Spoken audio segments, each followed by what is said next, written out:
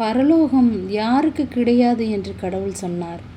ஆயக்காரர்களும் பாவிகளும் குடிகாரர்களும் விபச்சாரிகளும் கூட பரலோகம் போவார்கள், ஆனால் நீங்கள் போக மாட்டீர்கள் என்று யாரை பார்த்து கூறினார்? முறைப்படி எல்லா வழிபாட்டு முறைகளையும் சட்டப்படி செய்தவர்கள் அவர்கள். அவர்களை பார்த்து வெள்ளையடிக்கப்பட்ட கல்லறைகள் நீங்கள் என்று கூறினாரே, யாரை பார்த்து? வாய் கொண்டு கடவுளே என்று சொல்வது மட்டும் போதாது, அவருடைய சித்தம் செய்ய வேண்டும். மத்தேயு 7:21.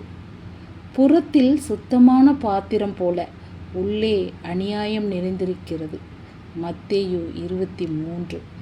கடவுள் பார்ப்பது நம் இதயத்தை தான், வெளியே உள்ள தோற்றத்தை அல்ல.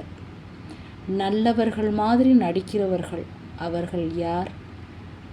பாவம் செய்தவன் மாறினால் ரட்சிப்பு, நடிப்பு செய்தவன் மாறவில்லை என்றால் ஆபத்து.